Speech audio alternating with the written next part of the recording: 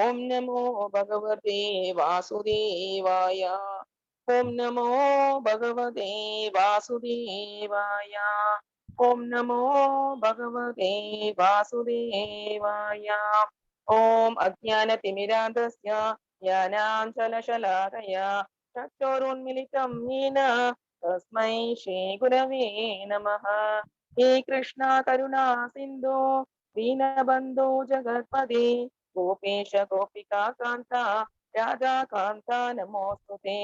तप्त काञ्चन गौरांगी राधे वृन्दावनेश्वरी वृषभानुसुते देवी प्रणमामि हरिप्रिये। नमः ओं विष्णुपदाय कृष्णप्रेष्ठाय भूतले श्रीमते भक्तिवेदान्त स्वामिनिति नामिने। नमस्ते सरस्वती देवी गौरवाणी प्रचारिणी निर्विशेष शून्यवादी आश्यादिदेशतारिणी। जय श्री कृष्ण चैतन्य प्रभु नित्यानंद श्री अद्वैत गदाधर श्रीवासादि गौर भक्त वृंद। हरे कृष्णा कृष्ण कृष्ण हरे हरे, हरे राम राम राम हरे हरे, हरे कृष्ण कृष्ण कृष्ण हरे हरे, हरे राम राम राम हरे हरे, हरे कृष्ण कृष्ण कृष्ण हरे हरे, हरे राम राम राम हरे हरे। ओम नमो भगवती ओम श्री कृष्ण परमात्मने नमः। राधे कृष्णा माताजी। हरे कृष्ण माताजी, தேங்க்யூ மாதாஜி. ஹரே கிருஷ்ணா. இன்னைக்கு நம்ம 6th சாப்டர் பார்க்க போறோம். தியான யோகம், அஷ்டாங்க யோகம் அப்படின்றது இதோட பேரு. சாங்கிய யோகம் அப்படின்னும் சொல்லலாம். தியான யோகம், அஷ்டாங்க யோகம், சாங்கிய யோகம். சாங்கிய யோகம் அப்படின்னா என்னன்னா, சாங்கிய பிலாசபி, கபிலர் இவங்க தேவஹூதி சுயம்பு மனுவோட பெண். அவங்க கர்தப முனிய மேரேஜ் பண்ணாங்க. அதுக்கப்புறம் அவங்களுக்கு கபிலர் பிறந்தாங்க. பகவானே தான். அவங்க வந்து சாங்கிய யோகத்தை தேவஹூதி அவங்க அம்மாவுக்கு உபதேசம் பண்ணிருப்பாங்க. ஆத்மா வேற உடம்பு வேற அப்படின்றத சொல்லி ரொம்பவே நல்லா இருக்கும். பாகவதத்துல 3rd cantoல சாங்கிய யோகம் பத்தி நிறைய விஷயங்கள் நம்ம தெரிஞ்சுக்கலாம். அதுக்கப்புறம் அதை தெரிஞ்சுக்கிட்டு அதுக்கப்புறம் எப்படி பக்தி பண்றதையும் அதுல வந்து பகவான் ரொம்ப நல்லா உபதேசம் பண்ணிருப்பாங்க. யாருக்கெல்லாம் விருப்பமோ அவசியம் பாகவதத்துல 3rd cantoல கபிலர் அவதாரம் அதுல போய் பாத்தீங்கன்னா சாங்கிய யோகம் பத்தின எல்லா விஷயங்களும் நம்மளுக்கு கிடைக்கும். இன்னைக்கு நம்ம தியான யோகம் பார்க்க போறோம். அஷ்டாங்க யோகம் பகவத்கீதையில 6th சாப்டர். அதுக்கு முன்னாடி நம்ம ராதா கோவிந்தர் அவங்களுக்கு வந்துட்டு நம்மளோட வணக்கங்களை தெரிவிச்சுக்கலாம். பிரேயர் சொல்லலாம். ஹரே கிருஷ்ணா கிருஷ்ண கிருஷ்ண ஹரே ஹரே, ஹரே ராம ராம ராம ஹரே ஹரே. இதுக்கு முன்னாடி நம்ம அதாவது இன்னையோட கர்ம யோகா பினிஷ் பண்றோம். அதாவது 3 யோகா இருக்கு பகவத்கீதையில. வந்து கர்ம யோகா, பக்தி யோகா, ஞான யோகா. ஃபர்ஸ்ட் 6 சாப்டர்ஸ் கர்ம யோகா பத்தி நம்மளுக்கு நிறைய விளக்கங்களை கொடுக்கும். அதுக்கப்புறம் பக்தி யோகம், பக்தி எப்படி பண்றது அப்படின்றத பத்தி நம்ம பார்ப்போம். அதுக்கப்புறம் ஞான யோகம், 3 குணங்கள், அதை பத்தி நம்ம தெளிவா ஞான யோகத்துல நம்ம பார்ப்போம். இது வரைக்கும் நம்ம 5 சாப்டர் முடிச்சிட்டோம். ஃபர்ஸ்ட் சாப்டர் வந்து அர்ஜுன விஷாத யோகம், அதை வந்து நம்ம பார்த்தோம். அர்ஜுனர் எதனால கவலைப்பட்டார், எதனால போர் பண்ண மாட்டேன் அப்படின்னு சொல்லி சொன்னாருன்னு. அதுல வந்துட்டு நம்ம அதுக்கப்புறம் பகவான் வந்து 2nd சாப்டர்ல அதுக்கான ஆன்சர்ஸ் கொடுத்துட்டே வருவாங்க, விளக்கங்களை. அதுல பாத்தீங்கன்னா சோல் பத்தி நிறைய டீட்டெயில்ஸ் சொல்லியிருப்பாங்க. அதுவுமே ஒரு சாங்கிய பிலாசபி தான். அதுல பாத்தீங்கன்னா சோல் வந்து என்னைக்கும் நித்தியமானது, பகவானுக்கு சேவை செய்யறதுல தான் அது முழு இன்பத்தையும் அடையுது அப்படின்ற மாதிரி நிறைய விஷயங்கள் நம்ம தெரிஞ்சுக்கிட்டே வந்தோம். அதுக்கப்புறம் கர்மயோகம் அப்படின்றத பத்தி நம்ம 3rd சாப்டர்ல பார்த்தோம். அப்போ என்ன மாதிரி செயல்கள் நம்ம பண்ணணும். ஏன்னா ஒரு மனிதனும் ஏதோ ஒரு செயல்ல ஈடுபட்டுக்கிட்டே தான் இருப்போம். அப்ப அது என்ன மாதிரி செயல்களா இருக்கணும் அப்படின்றத பகவான் நம்மளுக்கு சொல்லி கொடுத்திருந்தாங்க இல்லைங்களா? அதாவது பிரசாதமா சாப்பிடணும். அதுக்கப்புறம் பகவானுக்காக நம்ம எல்லா வேலைகளும் நம்ம செய்யணும் அப்படின்றதெல்லாம் நம்ம பார்த்தோம். இது மட்டும் இல்ல, இன்னும் பக்தி யோகத்துல இன்னும் இன்டெப்த் நம்ம வந்துட்டு என்ன நம்ம டிவோஷனல் சர்வீஸ் பண்றதுன்றது நம்ம பார்ப்போம். அதுக்கப்புறம் பாத்தீங்கன்னா ஞான யோகா பார்த்தோம். அதுல வந்து நம்ம வந்து ஸ்பிரிச்சுவல் நாலேஜே வந்து ஒரு பரம்பரை வழியா தான் நம்ம கத்துக்கணும். போனஃபைடு பரம்பரா அப்படின்னு சொல்லுவோம். அதாவது பகவான் வந்து 4 பரம்பரை கொடுத்தாங்க. என்னென்ன பாத்தீங்கன்னா கௌடிய சம்பிரதாயம், அதுக்கப்புறம் வந்து ஸ்ரீ சம்பிரதாயம், அதுக்கப்புறம் ருத்ர சம்பிரதாயம், குமார சம்பிரதாயம், 4 சம்பிரதாயத்தை கொடுத்தாங்க. இந்த 4 சம்பிரதாயத்துல வர ஆச்சாரியர்கள் மூலியமா நம்ம டிவோஷனல் சர்வீஸ் நம்ம கத்துக்கணும். யாராவது ஒருத்தவங்களை நம்ம ஃபாலோ பண்ணோம்னாலே பகவான் சொன்ன விஷயத்த நம்மளுக்கு அப்படியே கொடுப்பாங்க. அதனால அதை வந்து அப்ப ஞானம், அந்த ஞானம் நம்மளுக்கு வரும்போது நல்ல விதத்தை நம்மளால பக்தி பண்ண முடியும். இல்லைன்னா நம்மளுக்கு என்ன மாதிரி பக்தி பண்ணணும்னே தெரியாம நம்ம தப்பா ஏதோ ஒண்ணு நம்ம செஞ்சிடுவோம் இல்லைங்களா? அதுக்கப்புறம் வந்து நேத்திக்கு நம்ம என்ன பார்த்தோம் அப்படின்னா செயல்களே கிருஷ்ணா கான்சியஸ்னஸ்ல எப்படி பண்றது அப்படின்றத நம்ம பார்த்தோம். அது வந்துட்டு அந்த அத்தியாயத்தை நம்ம முழுசா படிக்கிறத விட குழந்தைங்களுக்கு எல்லாம் இப்படிதான் சொல்லுவோம். எப்படின்னா 2 ஸ்டோரி சொல்லுவோம். ஒண்ணு நிருக மகாராஜா ஸ்டோரி, இன்னொரு அம்பரீஷ் மகாராஜ் ஸ்டோரி. நிருக மகாராஜா ஸ்டோரியில நிருக மகாராஜா நல்ல விஷயங்கள் பண்ணாங்க. ஆனா ஒரே ஒரு சின்ன தவறுதல், அதுவும் தெரியாம பண்ணதுல அவங்களுக்கு என்ன கிடைச்சது? ஒரு கஷ்டம் கிடைச்சது இல்லைங்களா? அவங்க ஒரு பெரிய பல்லியா தண்ணி இல்லாத கிணத்துல அவங்க பிறவி எடுத்து வாழ்ந்தாங்க. அதுக்கப்புறம் அவங்களுக்கு பகவானோட அனுகிரகத்தினால முக்தி கிடைச்சது. அதே வந்து அம்பரீஷ் மகாராஜ் அவங்க என்ன பண்ணாங்க? முழுக்க அவங்களும் கிங் தான். அவங்க என்ன பண்ணாங்க? முழுக்க 9 டைப்ஸ் ஆஃப் டிவோஷனல் சர்வீஸையும் பண்ணாங்க. அதுக்கப்புறம் அவங்களோட எல்லா அங்கங்களையும் சென்சஸையும் அவங்க பகவானுக்கு டிவோஷனல் சர்வீஸ்ல பயன்படுத்தினாங்க. அப்போ அந்த மாதிரி இருந்ததுனால அவங்களுக்கு என்னாச்சு? அவங்களுக்கு ஒரு கஷ்டம் வந்தது. ஆனா அந்த கஷ்டத்தையும் அவங்க எப்படி உடனே அக்செப்ட் பண்ணிக்கிட்டாங்க. ஓகே, நான் செஞ்சது தப்புதான், அதனால எனக்கு இந்த தப்புக்கான தண்டனை நான் ஏத்துக்கிறேன் அப்படின்னு சொல்லி துர்வாசர் அவங்க கொடுத்த அந்த கஷ்டத்தை ஏத்துக்க போனாங்க. ஆனா என்னாச்சு? சுதர்சனம் வந்து அவங்கள காப்பாத்துச்சு. அப்ப பகவான் சொன்ன ஒரு வார்த்தை என்னன்னா, நீ எனக்கு ஏதாவது அபராதம் பண்ணாலும் நான் உன்னைய மன்னிச்சு விட்டுருவேன். ஆனா என்னோட பக்தர்களுக்கு ஏதாவது அபச்சாரம் பண்ணேன் அப்படின்னா அது வந்து என்னால மன்னிக்கவே முடியாது. அதுதான் பக்தர்களுக்கு பகவான் கொடுக்கிற உயர்ந்த ஸ்தானம். நம்ம பக்தி பண்ணணும் அப்படின்னு நினைக்கிறோம். நிறைய பேருக்கு நம்ம இங்க வந்து சர்வீஸ் பண்ணுவோம். இந்த உலகத்துல, ஜட உலகத்துல நிறைய பேரை நம்ம வந்து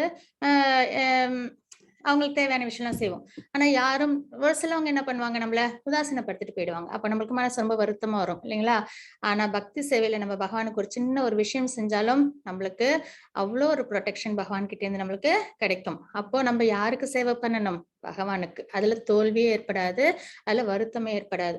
அப்ப அந்த மாதிரி ஒரு விஷயத்த நம்ம செய்யணும். இப்ப அம்பரீஷ் மகாராஜ் அந்த மாதிரி செஞ்சதுனால என்னாச்சு? சுதர்சனம் வந்து அவங்கள காப்பாத்துச்சு. அப்பவும் வந்து நீ போய் அப்ப அதுக்கு என்ன செய்யணும்? என்ன பிராயச்சித்தம் அப்படின்னு வந்து பகவான்கிட்ட துர்வாசர் கேட்டாங்க. துர்வாசர்கிட்ட பகவான் என்ன சொன்னாங்க? நீ யாருக்கிட்ட அபச்சாரப்பட்டி அவங்க கிட்டே மன்னிப்பு கேளு அப்படின்னு சொல்லி. அப்ப யாருக்கிட்ட அபச்சாரம் பட்டாங்க? அம்பரீஷ் மகாராஜ் கிட்ட. அவங்க கிட்டே வந்து மன்னிப்பு கேட்டாங்க. மன்னிப்பு கேட்ட உடனே எப்பயுமே டிவோட்டிஸ் சுத்த சத்துவ குணத்துல இருப்பாங்க. அவங்க வந்து வெஞ்சன்ஸோ இல்ல கோபமோ அதெல்லாம் வச்சிருக்க மாட்டாங்க. உடனே அவங்க என்ன பண்ணாங்க? மன்னிப்பு கேட்கறதுக்கு முன்னாடியே அவங்க என்ன பண்ணிடுவாங்க? மன்னிப்பு கொடுத்துருவாங்க. அந்த மாதிரி டிவோட்டிஸோட குணம் இருக்கும். அது மாதிரி ஏத்தமும் இருக்கணும். நம்ம டிவோட்டிஸ்ன்னு சொல்லிட்டு நம்ம பாட்டுக்கு சாதாரணமா இருந்துட்டு இருந்தோம்னா அது அவ்வளவு உயர்ந்தது கிடையாது. டிவோட்டிஸ் எப்படி இருக்கணுமோ இரக்க குணத்தோட, அப்புறம் வந்துட்டு ரொம்ப ஹம்பிளா அந்த மாதிரிலாம் இருந்துட்டு தான் நம்ம டிவோஷனல் சர்வீஸ் நம்ம பண்ணணும். அப்ப நம்ம கிட்ட உள்ள குவாலிட்டிஸ் நல்ல அதிகமாகும். அதனாலதான் கிருஷ்ண பக்தின்றது நம்ம வாழ்க்கைய, நம்மளோட நேச்சரை ரொம்பவே பெர்ஃபெக்டா கொண்டு வரும். சரிங்களா? அப்போ அந்த மாதிரி அவங்க வந்து அம்பரீஷ் மகாராஜ் போய் மன்னிப்பு கேட்கும்போது அம்பரீஷ் மகாராஜ் அவங்கள மன்னிச்சிடுறாங்க, துர்வாச முனிய. அப்புறம் சுதர்ஷனமும் பகவான் கிட்டே போயிடுது. அப்போ இந்த 2 விஷயத்துல எது ரொம்ப சேஃபானது? பகவானுக்கு டிவோஷனல் சர்வீஸ்.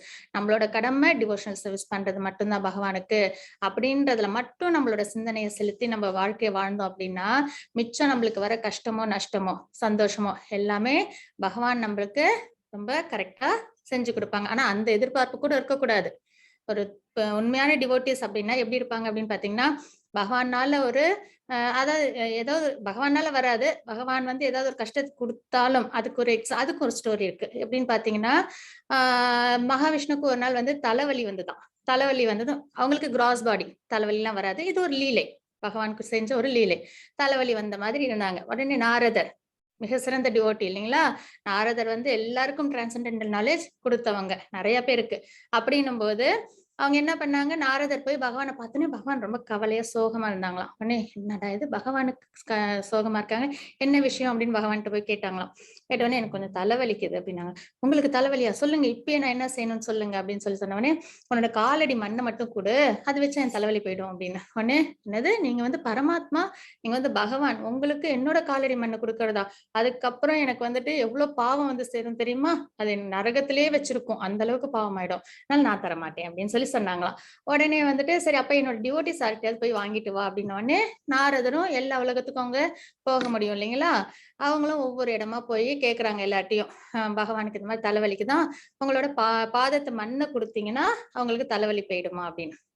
உடனே என்ன பண்ணாங்க எல்லாரும் நாங்க தரமாட்டோம். அது ஒரு மிகப்பெரிய பாவம் ஆயிடும் அப்படின்னு சொல்லி எல்லாரும் பின் வாங்கிட்டாங்க. அப்போ நேரா பகவான்கிட்ட வந்து சொன்னாங்க யாரும் கொடுக்கறதுக்கு விருப்பப்படலையே அப்படின்ன உடனே பகவான் சொன்னாங்களா நீ போய் விருந்தாவனத்துல போய் கோபா கோபிஸ்ட கேளு அப்படின்னு சொல்லி சொன்ன உடனே நேரா நாரதர் போயிட்டு கோபிஸ் அங்கெல்லாம் இருந்தாங்களாம். அவங்க கிட்ட போய் கேட்டாங்களாம் எனக்கு வந்து காலடி மண் கொடுக்கணும். ஏன்னா பகவானுக்கு தலைவலிக்குதான். உங்க காலடி மண் கொடுத்தா தலைவலி சரியா போயிடுமான்னு. உடனே எல்லா கோபிஸும் என்ன பண்ணாங்களா அவங்க காலடி மண்ணை மூட்டையா கட்டி நாரதர்கிட்ட கொடுத்தாங்களாம். உடனே நாரதர் சொன்னாங்களா உங்களுக்கு இதனால எவ்வளவு பாவம் வந்து சேரும் தெரியுமா? நரகத்திலே வாழற மாதிரி ஆயிடும் உங்களுக்குலாம் அப்படின்னு சொல்லி சொன்ன உடனே பகவானோட தலைவலி போனா போதும் எங்களுக்கு. நாங்க நரகத்திலே வாழறதுக்கும் நாங்க வந்துட்டு சந்தோஷப்படுவோம் அப்படின்றத சொன்னாங்களாம். அதுதான் உண்மையான பக்தி. அதாவது வந்துட்டு பகவானுக்கு சந்தோஷம், உகப்பு அதுக்காக செய்யறது, அதுக்காக வாழறதுதான் ஒரு டிவோட்டிஸோட அடையாளமா இருக்கும். அந்த வகையில நம்மளுக்கு எந்த ஒரு விஷயமும் பகவானுக்கு பக்தி பண்ணோம்னா நம்மளுக்கு எல்லாமே என்னது மங்களகரமாவே இருக்கும். ஆனா அதையும் எதிர்பார்க்க கூடாதுன்றதுக்கு தான் இந்த கோபா கோபிஸ் கதையும் வந்துட்டு சொன்னேன். அதனால நம்ம வந்து டிவோஷனல் சர்வீஸ் பண்றது மட்டும்தான் நம்மளோட கடமை அப்படின்றத நம்ம மனசுல நல்லா உள்வாங்கிக்கிட்டு நம்ம பகவானுக்கு டிவோஷனல் சர்வீஸ் பண்ணணும். நேத்திக்கு அத்தியாய சுருக்கத்தை நம்ம சும்மா ஒரு ரீகப் பார்ப்போம். சந்நியாசா அல்லது கர்மயோகா.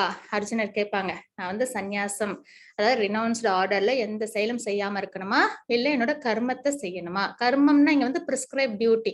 ஆஸ் அ சத்திரியன் அவங்க வந்து என்ன பண்ணணும்? ஃபைட் பண்ணணும். அதுதான் என்னோட பிரிஸ்கிரைப் டியூட்டியை பண்ணணுமா அப்படின்றத இங்க 5.1 ஸ்லோகால கேக்குறாங்க. அதுக்கு பகவான் சொல்றாங்க கர்மயோகா தான் சிறந்து சந்நியாசம் இருக்கிறத விட. எப்பயுமே அவங்கவுங்களோட பிரிஸ்கிரைப் டியூட்டிய டிவோஷனல் சர்வீஸோட கலந்து செய்யறதான் உயர்ந்தது அப்படின்றத பகவான் சொல்றாங்க. அதுக்கப்புறம் நிஷ்காம கர்மா கர்ம பந்தத்தில் இருந்து விடுவிக்கிறது. கர்ம யோகாவையே நம்ம என்ன பண்ணணும்? நிஷ்காம கர்மா பலனை எதிர்பார்க்காம செய்யணும். அதுதான் இருக்கலே உயர்ந்தது. நம்ம ஒரு செயலை செஞ்சுட்டு இதுக்கு நம்மளுக்கு நல்லது நடக்குமா அப்படின்னு எதிர்பார்த்து செய்யறது பிசினஸ் பேசுற மாதிரி. அது அந்த அளவுக்கு உகப்பு தராது. அப்ப நிஷ்காம கர்மா நம்மள இந்த மெட்டீரியல் பந்தத்துல ஏன்னா நம்ம திருப்பி என்ன கேட்போம் ரிட்டர்ன் வான்ட்ட எனக்கு இந்த வேலை நடக்கணும் எனக்கு இந்த விஷயம் நடக்கணும் அப்படின்னு தான் கேட்போம். அப்ப அது பிசினஸ் மாதிரி ஆயிடும் இல்லைங்களா? அப்ப நிஷ்காம கர்மா தான் இருக்கலே சிறந்தது. அது நம்மள இந்த பௌதிக பந்தத்துல இருந்து நம்மள விடுவிக்கிறது. அதுக்கப்புறம் கிருஷ்ணர் மீது கவனம் செலுத்துவதன் மூலம் விடுதலை. அப்போ நம்ம யார் மேல கவனத்தை செலுத்தணும்? நம்மளோட சென்ஸும் மைண்டும் ஆக்டிவா இருக்கு. அப்ப நம்ம யார் மேல கவனத்தை செலுத்தணும்? பகவான் மேல. அதுக்கான சென்ஸுக்கும் மனதுக்கும் நம்ம கொடுக்கக்கூடிய பொருள் என்ன? நம்ம வந்து அந்த ஆக்டிவான சென்ஸுக்கு பகவானை கொடுக்க அது என்ன பண்ணும்? பகவானுக்கு டிவோஷனல் சர்வீஸ் பண்ண அது பியூரிஃபை ஆகும். பியூரிஃபை ஆகிறதுனால நம்மளுக்குள்ள நல்ல டிவோஷனல் ஸ்பிரிச்சுவல் ப்ராக்ரஸ் கிடைக்கும். அதுக்கப்புறம் நம்மளுக்கு லிபரேஷனும் கிடைக்கும். விடுதலைன்றது லிபரேஷன். அப்போ நிஷ்காம கர்மா சிறந்தது. அதுலயும் பகவானுக்காக செய்யறது மிக சிறந்தது அப்படின்றது நம்ம நேத்திக்கு பார்த்தோம். இன்னைக்கு அத்தியாயம் என்ன அப்படின்னு பாத்தீங்கன்னா அஷ்டாங்க யோகா. அதோட 6வது அத்தியாயம். அதோட சம்மரி என்ன அப்படின்னு பாத்தீங்கன்னா அஷ்டாங்க யோகாவில் முன்னேறுதல் 6.1 to 6.9 வரைக்கும் சம புத்தி விவஷ்யதே அப்படின்றத இங்க நம்ம பாக்குறோம். அதுக்கப்புறம் அஷ்டாங்க யோகத்தின் நிலைகள், அதோட நிலைகள் என்ன அப்படின்றத நம்ம பாக்குறோம். ரகசி சித்திதா அப்படின்ற வார்த்தையை வச்சு சான்ஸ்கிரிட் வார்த்தைகள் இதெல்லாம், அதோட அர்த்தங்கள் இதெல்லாம். ஏன் மனத்தை கட்டுப்படுத்த வேண்டும்? அது வந்து 6.33 இருந்து 6.36 அபியாசேன து கௌந்தேய. அதுக்கப்புறம் தோல்வியுற்ற யோகியின் இலக்கு அப்படின்னா அது வந்து 6.37 to 6.45 சுசீனாம் ஸ்மிருதினாம் கேஹே. அதுக்கப்புறம் பக்தி யோகி மிக உயர்ந்த யோகா, பக்தி யோகம் மிக உயர்ந்த யோகா, அது 6.46 to 6.7 யுக்த மனோ மதக அப்படின்றத நம்ம பாக்குறோம். அதாவது இது வந்து கான்வர்சேஷன் பகவானுக்கும் அர்ஜுனனுக்கும். அந்த முதல் சாப்டர்ல ஒரு வார்த்தை இருக்கும், அதோட கனெக்ஷன் தான் அடுத்த சாப்டருக்கான பாலமா இருக்கும். இப்ப பாத்தீங்கன்னா 5.5 சாப்டர்ல அஷ்டாங்க யோகத்தை பத்தி கொஞ்சம் லேசா சொல்லியிருப்பாங்க பகவான். எப்படி ஸ்திதமுனி பத்தி சொன்னாங்க, அது சொன்ன உடனே அப்ப அர்ஜுனன் கேட்டாங்க இல்லைங்களா, அப்ப அடுத்தது வேலை செய்யணுமா செய்யக்கூடாதானே, அப்ப கர்ம யோகா பத்தி பகவான் சொல்ல ஆரம்பிச்சாங்க. அதே மாதிரி இங்க பாத்தீங்கன்னா கொஞ்சம் ஸ்லைட்டா அஷ்டாங்க யோகா பத்தி சொல்லியிருப்பாங்க.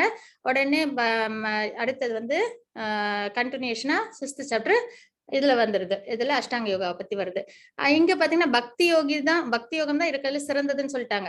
அப்போ இந்த சாப்டருக்கு அடுத்ததுல இருந்து ஃபுல்லா பாத்தீங்கன்னா 12th சாப்டர் வரைக்கும் பக்தி யோகம் பத்தி தான் நிறைய வரும். அப்போ நம்ம பக்தி எப்படி பண்றது, அதனால வர சிறப்பு என்ன அப்படின்றத நம்ம பார்ப்போம். சரி, நம்ம நிறைய யோகான்ற பேரை கேள்விப்பட்டிருக்கோம் இல்லைங்களா. யோகா என்றால் என்ன அப்படின்னு பார்த்தோம்னா, இப்ப வெளியில பாத்தீங்கன்னா யோகான்றது இப்ப ரொம்பவே ஃபேமஸா இருக்கு. ஆனா இதுல என்ன ஒரே ஒரு டிராபேக் இங்க உள்ள யோகால இப்ப கத்துக்கிறாங்க இல்லைங்களா, அதுல பாத்தீங்கன்னா அதுலயும் மறுபடியும் இந்த கிராஸ் பாடிக்கு தேவையான விஷயங்கள் தான் அதுல இருக்கும். பிசிக்கலா ஃபிட்டா இருக்கலாம், அப்புறம் மனம் வந்து கொஞ்சம் கட்டுப்பாடோட இருக்கும். இது ரெண்டும் யோகா நம்ம கத்துக்கிட்டோம்னா கண்டிப்பா கிடைக்குது. அப்போ அது கத்துக்க கூடாதுன்னா கத்துக்கலாம், தப்பே இல்லை. ஏன்னா நம்ம உடம்பும் மனசும் நம்மளுக்கு எப்படி இருக்கணும், தெம்பா இருக்கணும் டிவோஷனல் சர்வீஸ் பண்றதுக்கு. அப்ப அதை கத்துக்கலாம். ஆனா இந்த மாதிரி கத்துக்கிறதுல ஒரு டிராபேக் இருக்கு. என்ன அப்படின்னு பாத்தீங்கன்னா, யோகானால என்ன, கனெக்டிங் டு காட், பகவானோட நம்மள சம்பந்தப்பட வைக்கணும். அது அந்த மீடியம் தான் என்னது, யோகான்றது. அப்போ இப்ப மெட்டீரியலா நம்ம யோகா கிளாஸ் எல்லாம் போறோம் இல்லைங்களா, அதனால என்ன டிராபேக்னா அவங்க வெறும் உடம்பளவுலயும் மனசளவையும் ஃபிட்டா வச்சுக்க சொல்லி தருவாங்களே தவிர பகவானோட கனெக்ட் பண்ற விஷயம் அங்க கிடையாது. அதனாலதான் அந்த இடத்துல ஒரு டிராபேக் ஆயிடுது. அப்ப யோகான்னா வந்து நம்மள சோலியும் சூப்பர் சோலியும் கனெக்ட் பண்ற ஒரு சாதனம். அதையும் சேர்ந்து அதை நம்ம கத்துக்கிட்டோம் அப்படின்னா அது முழுமையான யோகாவா இருக்கும். அதுதான் பதஞ்சலி முனி அப்படின்றவங்க நம்மளுக்கு யோக சாஸ்திரத்தை கொடுத்திருக்காங்க. வேதவியாசர் வந்து 4 வேதங்களையும் ஒருத்தவங்களுக்கு பிரிச்சு கொடுத்தாங்க, 4 முனிவர்களுக்கு, ரிஷிகளுக்கு. அதுல பதஞ்சலி முனி கிட்டதான் வந்து யோக சாஸ்திரத்தை கொடுத்தாங்க. அந்த யோக சாஸ்திரத்தை அவங்க என்ன பண்ணாங்க, நம்மளுக்கு இன்ஃபுல் டெப்த் நம்மளுக்கு அவங்க கொடுத்தாங்க. அப்புறம் இப்ப பாத்தீங்கன்னா அஷ்டாங்க யோகா, அஷ்ட அங்க யோகா அப்படின்னா 8 அங்க இணைப்பு அப்படின்றது. 8 அங்கங்கள் இருக்கும் அஷ்டாங்க யோகான்றது. அஷ்டம்னா 8 இல்லைங்களா, நிறைய அஷ்டகம்ல நம்ம படிக்கிறோம். அஷ்டகம்னா என்னது, 8 ஸ்லோகங்கள், 8 வேர்சஸ் நம்ம படிக்கிறோம். அப்போ அங்க அப்படின்னா அங்கங்கள். அதுக்கப்புறம் இணைப்பு, யோகான்றது இணைப்பு பகவானோட. அப்ப 8 விதமான விஷயங்கள்னால நம்மளுக்கு பகவானோட இணைப்பு ஏற்படுது. அதுதான் அஷ்டாங்க யோகா அப்படின்றத நம்ம இங்க பாக்குறோம். அப்ப அந்த 8 விஷயங்கள் என்ன அப்படின்னு பாத்தீங்கன்னா, யமம், நியமம், ஆசனம், பிராணாயாமம், பிரத்யாகாரம், தாரணை, தியானம், சமாதி. இந்த 8 விஷயங்கள் தான். இந்த 8 விஷயங்கள்லயும் பாத்தீங்கன்னா யமம் அப்படின்றது வெளிப்புற பண்புகள், எக்ஸ்டர்னல் இது ரூல்ஸ் அப்படின்னு வச்சுக்கலாம். அதாவது வெளிப்புறத்துல நம்மளுக்கு எப்படி இருக்கணும் அப்படின்றது, ஒரு அமைதியான இடம், அப்புறம் வந்துட்டு பாதுகாப்பான இடம். இப்ப காடு அமைதியா இருக்கும். இது அஷ்டாங்க யோகாவுக்கு நீங்க வந்து முனிவர்கள் தவம் பண்ணாங்க இல்லைங்களா, அதுதான் மெடிடேஷன். சத்தியுகத்துல என்னது பிரிஸ்கிரைப் டியூட்டி, மெடிடேஷன். அப்ப அவங்கள எங்க போய் தவம் பண்ணுவாங்க, காட்டுல ஒரு பாதுகாப்பான இடத்துல அவங்க தவம் பண்ணுவாங்க இல்லைங்களா, குகைக்குள்ளார அந்த மாதிரிலாம். அந்த மாதிரி இடத்த நீங்க ஞாபகம் வச்சுக்கிட்டீங்கன்னா இது நம்மளுக்கு கரெக்டா புரிஞ்சுக்கிறதுக்கு ஒரு விஷயம் இருக்கும். ஆனால் இந்த இது வந்து கலிகாலத்துக்கு பிரிஸ்கிரைப் டியூட்டி கிடையாது. ஆனா ஏன் இதை தெரிஞ்சுக்கணும்னா, இவ்வளோ கஷ்டப்பட்டு நம்ம வந்துட்டு பக்தியை செய்யறது எவ்வளவு சிரமம். ஏன்னா கஷ்டமான பேப்பரை பார்த்தாதான் ஈஸியான பேப்பரோட அருமை தெரியும். நம்ம சத்தியுகத்துல பிறந்திருந்தோம்னா நம்ம இவ்வளவு ப்ராசஸையும் நம்ம செய்யணும் பக்திக்காக, டிவோஷனல் சர்வீஸ்க்காக. நம்ம எங்க பிறந்திருக்கோம், கலிகாலத்துல. அந்த வகையில நம்மள என்னது ரொம்பவே லக்கி. நம்மளுக்கு என்ன ஒரே ஒரு விஷயம், நாம சங்கீர்த்தனம் பண்ணா போதும். ஆனா இதுல என்ன ப்ராசஸ் நம்மளுக்கு கிடைக்குதோ அதே லிபரேஷன் நம்மளுக்கு நாம சங்கீர்த்தனத்திலயும் கிடைக்கும். அப்ப இதை கண்டிப்பா தெரிஞ்சுக்கிட்டாதான் நாம சங்கீர்த்தனம் எவ்வளவு ஈஸி. அப்ப நம்ம அதை கண்டிப்பா அதுக்கே நம்ம என்ன பண்றோம், நாம சங்கீர்த்தனம் செய்ய டைம் இல்ல, மனசு இல்ல, ஏகப்பட்ட ரூல்ஸ் இது இது சொல்றோம் இல்லைங்களா, எக்ஸ்கியூஸ் எல்லாம் கொடுத்துட்டு இருக்கோம். ஆனா ஒன்ஸ் நம்ம இதை தெரிஞ்சுக்கிட்டோம்னா தெரியும், ஓஹோ அப்ப இதை விட நம்மளுக்கு இப்ப கொடுத்த கலியுகத்தோட பிரிஸ்கிரிப்டிவிட்டி ரொம்பவே ஈஸி, நம்ம அதையே பண்ணிடலாம் அப்படின்றது தெரிய வந்துடும். நான் அப்படிதான் எடுத்துக்கிட்டேன். அப்போ யமம்ன்றது வெளிப்புற ரூல்ஸ். அது என்னன்னு பாத்தீங்கன்னா, ரொம்ப அமைதியான இடமா இருக்கணும், அப்புறம் வந்துட்டு பாதுகாப்பான இடமா இருக்கணும், அந்த மாதிரி விஷயங்கள்லாம் கவனிக்கிறது. அதுக்கப்புறம் நியமம்ன்றது உட்புற பண்பு, அதாவது உண்ணுதல் உறங்குதல் அதெல்லாம் வந்து ஒரு சமநிலையில வச்சிருக்கணும். அதுக்கப்புறம் ஆசனம்ன்றது ஏதாவது ஒரு ஆசனம், அந்த பத்மாசனம் அந்த மாதிரிலாம் இருக்கு இல்லைங்களா, கம்ஃபர்டபுளான தியானம் பண்றதுக்கு உகந்த ஒரு ஆசனம். அப்புறம் அது எப்படி இருக்கணும் அப்படின்றத நம்ம பார்ப்போம். அதுக்கப்புறம் பிராணாயாமம்ன்றது நம்மளோட மூச்சை கண்ட்ரோலா வச்சுக்கிறது. ஏன்னா மூச்சு நம்மளோட வாழ்நாள் கணக்கு வந்து நாள்ல இல்லை அப்படின்னு சொல்லுவாங்க, நம்மளோட மூச்சு கணக்கு தான். நம்ம பிறக்கும் போதே இத்தனை தடவை மூச்சு இந்த ஜீவனுக்கு அப்படின்ற மாதிரிதான் கணக்கு இருக்குமா. அப்ப அந்த பிராணாயாமம் மூச்சு பயிற்சியை பண்ணும்போது நம்மளோட வாழ்நாள் அதிகரிக்கும் அப்படின்றதையும் நம்ம கேட்டிருக்கோம். அதுக்கப்புறம் பிரத்யாகாரம்ன்றது புலன்களை அடக்குதல், தாரணைன்றது புலன்களை அடக்கியாச்சு, ஆனா அதை என்ன பண்ணணும், வேற ஒரு நல்ல விஷயத்துல நம்ம அதை ஃபோக்கஸ் பண்ணணும், அது பகவான் மேலேயா இருக்கணும். அப்ப கவனத்தை ஒருமித்தல். அதுக்கப்புறம் தியானம்ன்றது நம்ம ஒன்ஸ் நம்ம ஃபோக்கஸ்டா பகவானை நினைக்க ஆரம்பிக்கும் போது அது தியான நிலைக்கு நம்மள கொண்டு போயிடும். அதுக்கப்புறம் சமாதின்றது ஒருமித்தல், ஒருங்கிணைப்பு, பகவானோட இணைஞ்சு சந்தோஷப்படுறது. சரிங்களா, இதுதான் சமாதி நிலை அப்படின்றது. அப்போ 8 அங்கங்கள் இதெல்லாம் சேர்ந்ததுதான் அஷ்டாங்க யோகா. 8 அஷ்டம்னா அங்கங்கள், இதுதான் அந்த யோகாவோட அங்கங்கள். அதுக்கப்புறம் யோகான்றது கனெக்டிங் டுவர்ட்ஸ் காட். அதுக்கப்புறம் இப்ப பாத்தீங்கன்னா பிராணாயாமம் அதை பத்தி நம்ம பார்க்க போறோம். அது வந்து ஸ்லோகம் 5.27 to 28. Hare Krishna Lalitha Mataji. Krishna Mataji. 5.27 to 28. 5.27 yeah. स्पर्शान् कृत्वा बहिर्बाह्यान् चक्षुश्चैवान्तरे भ्रुवोः प्राणापानौ समौ कृत्वा नासाभ्यन्तरचारिणौ यतेन्द्रियमनोर्बुद्धिर् मुनिर्मोक्षपरायणः विगतेच्छाभयक्रोधो य सदा मुक्त एव सः. हरे कृष्णा. ஹரே கிருஷ்ணா மாதாஜி.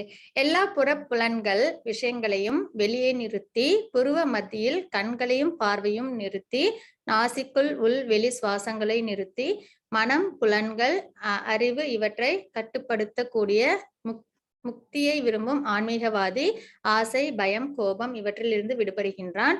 எப்போதும் இந்நிலையில் இருப்பவன் நிச்சயமாக முக்தி அடைகின்றான். இந்த விஷயத்தை தான் 5th சாப்டர்ல பகவான் சொன்னாங்க. அதாவது கிருஷ்ணா கான்சியஸ்னஸ்ல நம்ம செயல் எப்படி பண்ணணும் அப்படின்றது நேத்தி பார்த்தோம் இல்லைங்களா. இந்த ஸ்லோகத்துல இருந்து வந்ததுதான் 6th சாப்டர் முழுக்க அஷ்டாங்க யோகா பத்தி. அப்ப இதுல என்ன நம்மளுக்கு பாக்குறோம் அப்படின்னு பாத்தீங்கன்னா, எல்லா புலன் விஷயங்களையும், அப்படின்னா என்னது, ஜட உலக விஷயங்கள், இந்த சென்சஸ்க்கு நம்ம கொடுக்குற விஷயங்கள் அதெல்லாம் வெளியிலேயே நிறுத்தி, அதாவது அதெல்லாம் கண்ட்ரோல் பண்ணிட்டு, புருவ மத்தியில் கண்களையும் பார்வையும் நிறுத்தி, கண்கள் வந்து இந்த மூக்கு நுனிய பாத்துட்டு இருக்கணும் அப்படின்னு சொல்லுவாங்க. ஏன் அப்படின்னா, ரொம்ப கண்ணை க்ளோஸ் பண்ணிட்டோம்னா தூக்கம் வந்துடும், ரொம்ப முழிச்சிட்டு இருந்தோம்னா சுத்தி என்ன நடக்குதுன்றதுல நம்ம கவனம் போயிடும். அதனால போக்கஸ்டா இந்த கண் பார்வை வந்து மூக்கு நுனியில நிறுத்திக்கணும். அதுக்கப்புறம் நாசிக்குள் உள் வெளி சுவாசங்களை நிறுத்தி பிராணாயாமம், அதுக்குன்னு ஒரு நியமனம் இருக்கு, கும்பக்கம் அப்படின்லாம் இருக்கு, அதை பத்தி நம்ம பார்ப்போம். அப்புறம் மனதை நிலைப்படுத்தணும். மனம் தான் இருக்கல சொல் பேச்சு கேட்காதது நம்ம கிட்ட. நம்ம பிள்ளைங்க கூட சமயத்துல நம்ம சொல் பேச்செல்லாம் கேட்டுருவாங்க, ஆனா மனம் இருக்கு இல்லைங்களா, அது நம்ம சொல் பேச்சு கேட்கவே கேட்காது. அதை ரொம்ப கண்ட்ரோல், அதை தான் நம்ம கரெக்டா ஃபாலோ பண்ணி கண்ட்ரோல் பண்ணணும். நம்ம யாரையாவது கண்ட்ரோல் பண்ணணும்னு நினைச்சோம் அப்படின்னா நம்மளோட மனதை தான் நம்ம ஃபர்ஸ்ட் ஃபோக்கஸ் பண்ணி அதை நல்ல வழியில நம்ம கொண்டு போகணும் பக்தி சேவையில. ஏன்னா இது வந்து மத்தவங்களை கூட நம்ம ஓரளவுக்கு, நம்ம வீட்டுல உள்ளவங்க எல்லாம் சொல் பேச்சு கேட்பாங்களன்னா அவங்க கூட கேட்பாங்கன்னா, இந்த மனம் இருக்கு இல்லையா, நம்மளோட மனம் அதுதான் கேட்காது. புலன்கள் அறிவு இவற்றை கட்டுப்படுத்தக்கூடிய முக்தியை விரும்பும் ஆன்மீகவாதிகள். இதெல்லாம் யாரு விரும்புவாங்க? முக்தி, போதும் இந்த ஜட உலகம் அப்படின்னு நினைக்கிற ஆன்மீகவாதிகள். ஆசை கோபம் இவற்றில் இருந்து விடுபடுகின்றான். அப்படின்னா இதெல்லாம் செய்யும் போது என்ன ஆயிடும், ஆட்டோமேட்டிக்கா மனம் வந்து ஒரு மாதிரி ஸ்டேபிள் ஆயிடும். அப்ப அந்த இடத்துல ஆசைகளோ இல்ல பயமோ கோபமோ இதெல்லாம் போயிடும். ஒரு மாதிரி சாந்த நிலையில ஸ்டேபிளா இருப்பாங்க. எப்போதும் இந்நிலையில் இருப்பவன் நிச்சயமாக முக்தி அடைந்தவனே அப்போ இந்த நிலையில யாரு வராங்களோ அவங்க கண்டிப்பா முக்தி அடைவாங்க அப்படின்றத பகவான் இங்க சொல்றாங்க. ஏன்னா 6 எனிமீஸ் நம்ம கிட்ட உண்டு. காம, குரோத, லோப, மத, மாச்சரியம் அப்படின்ற 6 எனிமி, அதாவது விரோதிகள் நம்ம கிட்ட உண்டு. நம்ம விரோதின்னு வெளியில தான் தேடவே வேணாம், நம்ம கிட்டே இருக்கும். இந்த 6 எனிமியும் நம்ம வந்து நம்ம கிட்டே இருந்து விட்டுட்டோம்னாலே நம்மளுக்கு என்ன ஆயிடும், ஆசை, கோபம், பயம் இதெல்லாம் நம்மளை விட்டு போயிட்டு நம்ம மனசு ரொம்ப அமைதியாவும் நிலையானதாகவும் மாறிடும். ஹரே கிருஷ்ண மாதாஜி. 6.66. हरे कृष्ण माताजी। बन्धुरात्मात्मनस्तस्य येनात्मैवात्मना जितः अनात्मनस्तु शत्रुत्वे वर्तेतात्मैव शत्रुवत्। हरे कृष्णा। ஹரே கிருஷ்ண மாதாஜி. மனத்தை வென்றவனுக்கு மனமே சிறந்த நண்பனாகவும், ஆனால் அவ்வாறு செய்ய தவறியவனுக்கோ அதுவே மிகப்பெரிய விரோதி ஆகும். அதாவது மனதை யாரு வெல்றாங்களோ, கண்ட விஷயங்கள்ல மனம் போகாம, அதர்ம வழியில போகாம, நம்மளுக்கு எதுவுமே, இப்ப என்கிட்ட ஒரு 100 ரூபாய் காசு இருக்குன்னா நான் அந்த காசை கொண்டு போய் என்ன பண்ணணும், நல்ல பொருளை வாங்கிட்டு வரணும். எனக்கு தேவையானதா இல்லைன்னா வந்துட்டு ஒரு நல்ல பொருளா வாங்கிட்டு வருவேன். அதே வந்துட்டு நான் காசு எடுத்துட்டு போய் எனக்கு சுத்தமா தேவைப்படாத ஒரு விஷயத்த நான் வாங்குவேனா, வாங்க மாட்டேன். அதே மாதிரிதான் நம்ம மனம் நம்ம கிட்ட இருக்கு.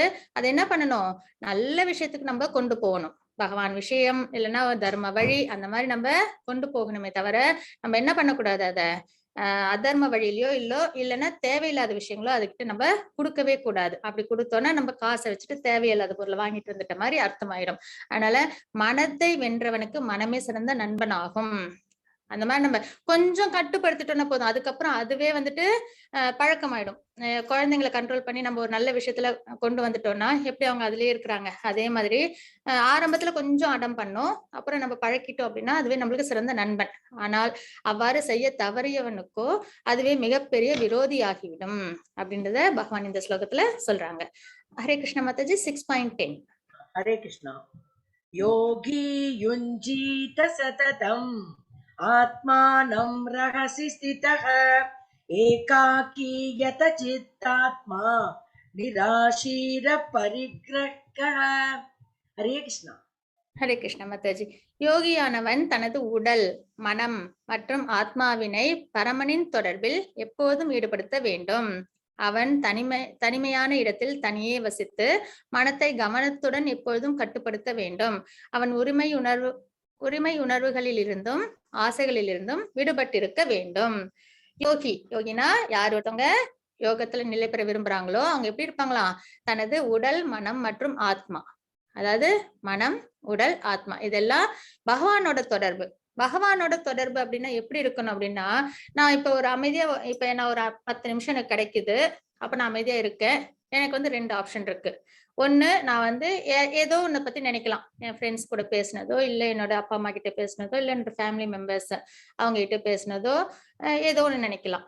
இல்ல அதே 10 நிமிஷத்தை நானு சாண்டிங் பண்ணி பகவானோட தியானத்துல இருக்கலாம். பகவானை பத்தின நினைவுகளோட அவங்களோட குணங்களை நான் நினைச்சிட்டு இருக்கலாம். அப்போ இப்ப நான் ஃபர்ஸ்ட் மாதிரி இருந்தேன் அப்படின்னா, அதாவது அப்பா அம்மா கிட்ட பேசினதோ, ஃப்ரெண்ட்ஸ் கிட்ட பேசினதோ, அப்ப அதுல என்ன ஆகும், ஒரு சில சண்டை சச்சரவுகள் நம்ம நினைச்சிருப்போம், இல்லைன்னா ஒரு சில நல்ல விஷயங்களை நினைச்சிருப்போம். அதுல நம்மளுக்கு பியூரிஃபிகேஷன் கிடைக்குமா அப்படின்னு பார்த்தா கிடையாது. ஆனா அதே நான் அந்த 10 நிமிஷம் சாண்டிங் பண்ணி நான் வந்து பகவானை நான் நினைச்சேன் அப்படின்னா எனக்கு மன தூய்மை கிடைக்கும். அதுக்கப்புறம் எனக்கு ஸ்பிரிச்சுவலாவும் எனக்கு ப்ராக்ரஸ் ஆகும் இல்லைங்களா. அப்போ அந்த மாதிரி எப்படி இருக்குன்னா, மனம், உடல், ஆத்மா இது எல்லாமே யாருக்கிட்ட தொடர்புல இருக்கணும், பகவான் எப்படி தியானம் பண்ணணும் அப்படின்னு பாத்தீங்கன்னா, அவங்களோட அழகு வடிவழக நம்ம பார்க்க நினைக்க நம்மளுக்கு என்ன ஆகும், நம்ம கிட்ட உள்ள அந்த பௌதிக ஆசைகள் விலகும். அதுக்கப்புறம் நம்ம தூய்மை அடைய முடியும். சரிங்களா. எப்படி பகவான் நினைச்சா நம்ம தூய்மை ஆகலாம் அப்படின்னா, பகவான் அவ்வளவு தூய்மையானவர், அவங்க சூப்பர் சோல் இல்லைங்களா. அவங்க கிட்ட சக்திகள் அதிகம், நம்மள அனுபவிக்கிற தன்மை உண்டு இல்லைங்களா அவங்களுக்கு. அப்போ நம்ம அவங்கள பத்தி நினைக்க நம்ம கிட்ட உள்ள அந்த அழுக்கு, இந்த ஜட உலகத்துல உள்ள ஆசைகள்லாம் நம்மள என்னது மூடி இருக்கிற அழுக்கு, அதெல்லாம் நம்மளை விட்டு போயிட்டு பகவான் மேல நம்மளுக்கு நல்ல தொடர்பு ஏற்படும். அப்போ இந்த மாதிரி எப்போதும் ஈடுபடுத்த வேண்டும். எப்படி பகவான் மேல நம்ம எப்பயும் நம்மளோட மனசை வச்சிருக்கணும். அவன் தனிமையான இடத்தில் தனியே வசித்து மனத்தை கவனத்துடன் எப்பொழுதும் கட்டுப்படுத்த வேண்டும். கொஞ்சம் விட்டுனா குடுக்குடும் நீங்க அது ஓடிடும் மனசு. அதனால அதை எப்பயும் நம்ம கரெக்டா நம்ம ஃபாலோ பண்ணணும். அதை கரெக்டா நல்ல வழியில நம்ம வழி நடத்தணும். அவன் உரிமை உணர்வுகளில் இருந்தும் ஆசைகளில் இருந்தும் விடுபட்டு இருக்க வேண்டும். அது என்னது? உரிமை உணர்வுகள்னா என்ன? இந்த பௌதிகத்துல நம்மளுக்குன்னு ஒரு சில உரிமைகள் இருக்கு இல்லையா?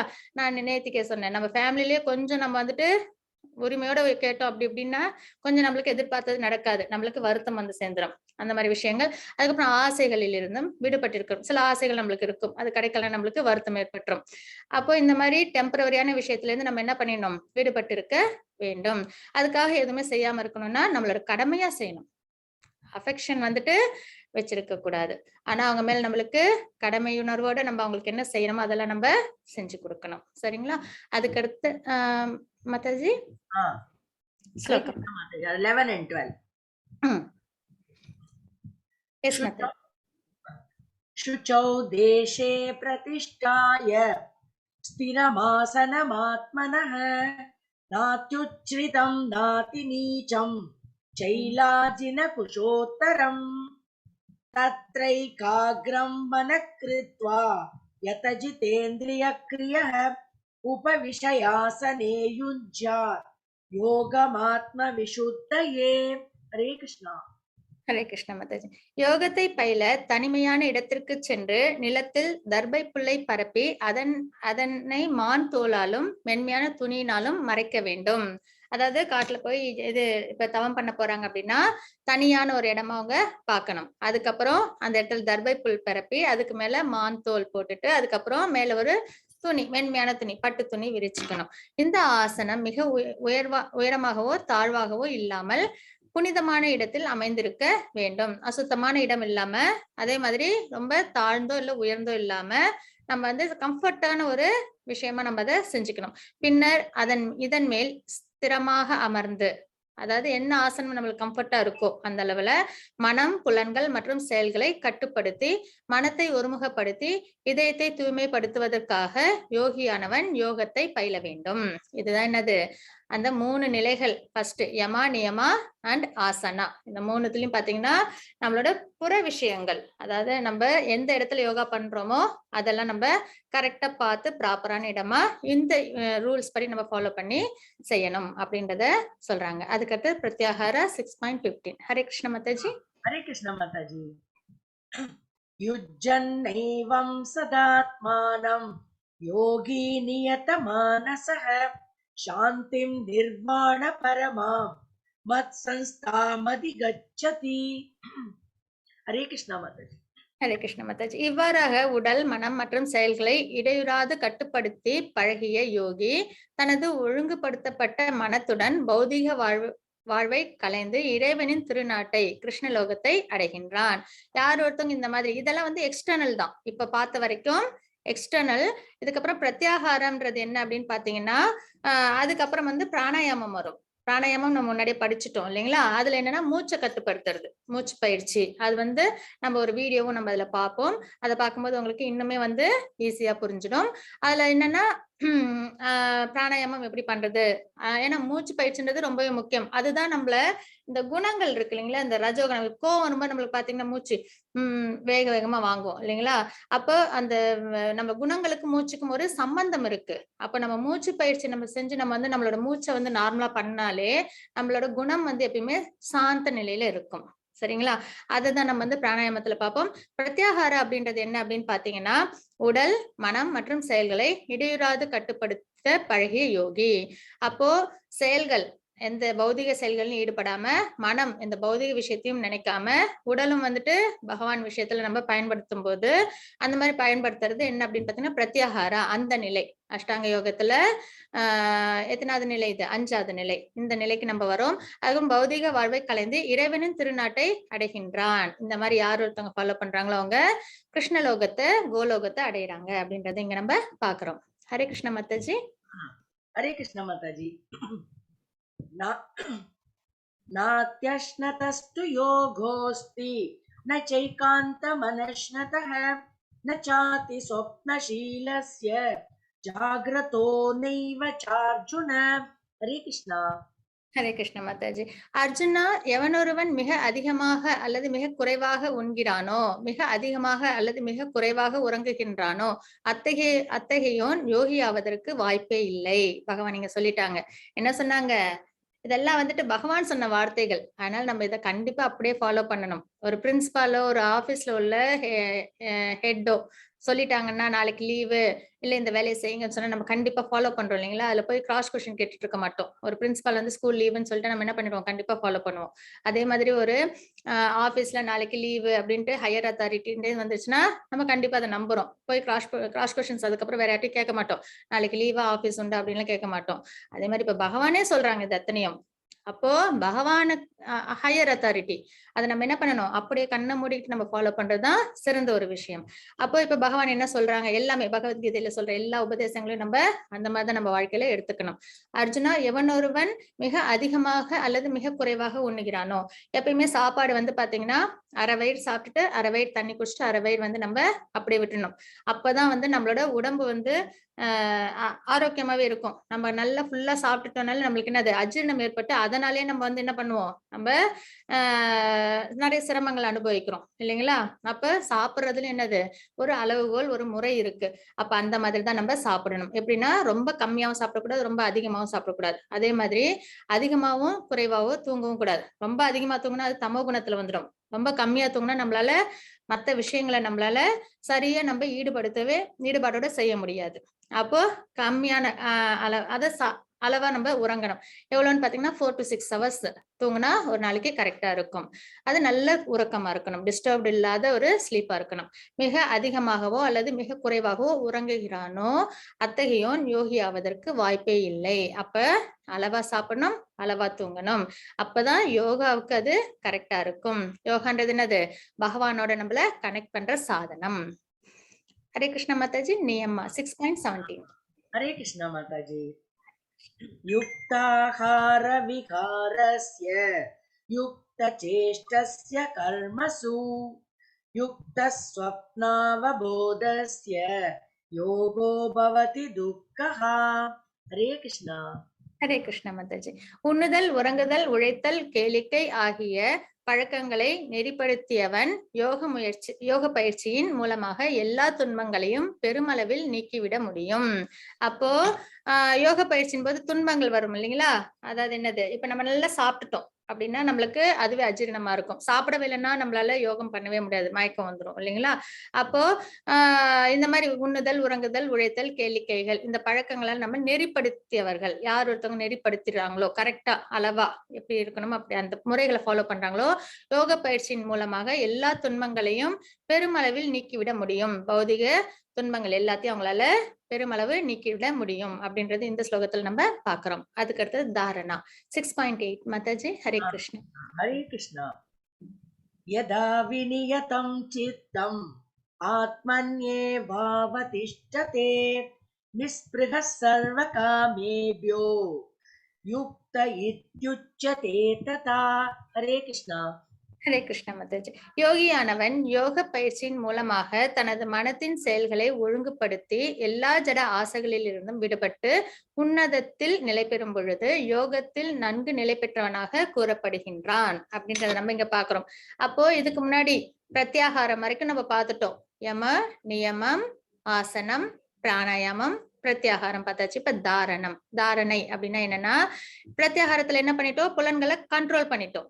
எங்க இருந்து கண்ட்ரோல் பண்ணோம், ஜட இன்பத்துல இருந்து நம்ம புலன்களை நம்ம கண்ட்ரோல் பண்ணிடுறோம். அதுக்கப்புறம் அந்த புலன்களை அப்படியே வச்சிருந்தா நல்லது இல்லை. அப்ப அதை நம்ம என்ன பண்ணணும், அதை நம்ம பகவான் மேல நம்ம நிலை நிறுத்தணும். அதுதான் பகவானோட உருவத்தை தியானிக்கணும். யோகிகள்லாம் என்னன்னா பரமாத்மா தியானத்துல இருப்பாங்க சரிங்களா?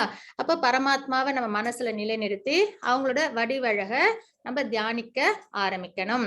இந்த மாதிரி செய்யும் போது என்ன ஆயிடும், நம்மளோட புலன்கள் எல்லாம் மனம், உடல், புலன் எல்லாம் பகவானோட சிந்தனையிலேயே முழுக்க ஈடுபட்டுடும். அப்போ அந்த மாதிரி ஒரு நிலையில இருக்கிறது யோகத்தில் நன்கு நிலை பெற்றவனாக கூறப்படுகின்றான் அப்படின்றது இந்த ஸ்லோகத்துல நம்ம பாக்குறோம். அதுக்கப்புறம் தியானா மாதாஜி 6.19. ஹரே கிருஷ்ணா. யதா தீபோ நிவாதஸ்தோ நேங்தே சோபமா ஸ்மிருதா யோகினோ யத சித்தஸ்ய युञ्जतो योगमात्मनः. हरे कृष्णा. ஹரே கிருஷ்ண மாதாஜி. காற்று வீசாத இடத்தில் உள்ள தீபம் அசையாமல் இருப்பதை போல மனத்தை அடக்கிய யோகியும் திவ்யமான ஆத்மாவின் மீதான தனது சிந்தனையில் எப்போதும் ஸ்திரமாக உள்ளான்.